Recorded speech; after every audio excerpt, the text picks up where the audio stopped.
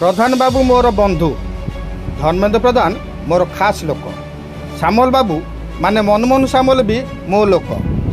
तांको सह संपर्क बहुत भल, केही मोर किछि करि परिबनी। मु भी पॉलिटिक्स करूजी, मो ठारू कोन अधिक करि परिबो पॉलिटिक्स?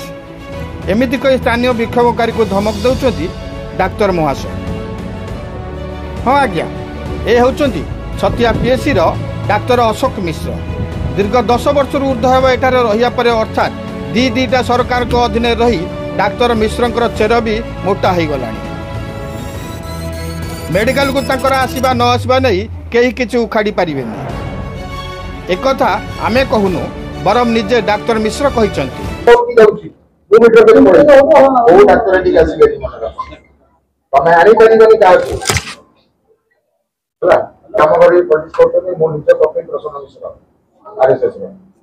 मनमोहन श्यामल मो घरे बसती उठी कोला कथा फटो अच्छी मो बाहर आसते बापा मले आसते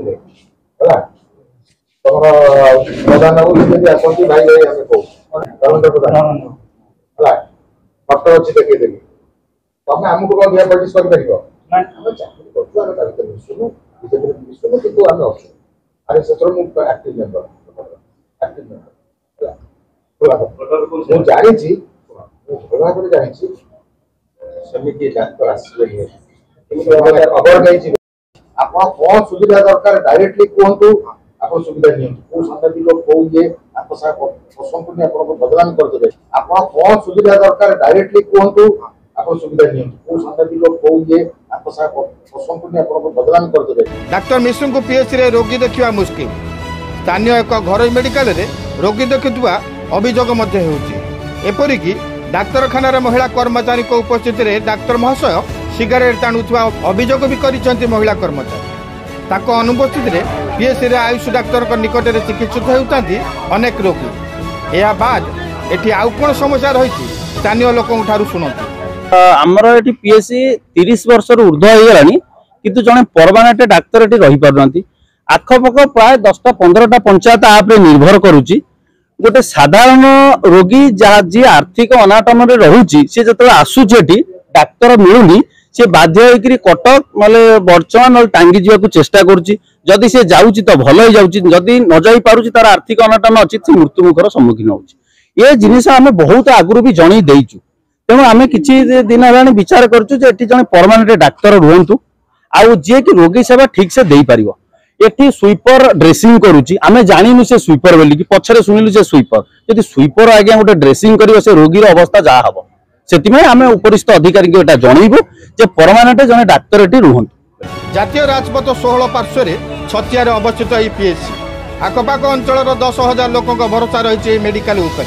खाली एतिकी नुहे एनएच कड़े थिबारु अनेक समय दुर्घटना जनित रोगी आसी थांते, किंतु स्थानीय लोकों कहवा अनुसार डाक्टर मिश्र को आसवा परे ए पीएससी सते जमी कोमा को चली जाए। कारण एठी रोगी सेवा ना रे डाक्तर को राजनीति अधिक। कई किसी अभियोग कले सबु प्रकार भय देखा पछाई न था डाक्तर अशोक मिश्र। हाँ, डाक्तर महाशंकर आउ गोटे गुण भी अच्छी, से काले ध्यान रे केतेबेले कहार कौन घटिबो बा घटुची सबू जानी पारती बोली कहवा सह गणमाध्यम प्रतिनिधि को धमकेवा पछाई ना। छतिया पीएससी रो डाक्तर अशोक मिश्र बर्चणा सीएससी रे जेबेठारु अतिरिक्त दायित्व रहिले सेबेठारु अनेक बेआईनी कार्य को नहीं सेठार समालोचनार शिकार हो आसुछथि।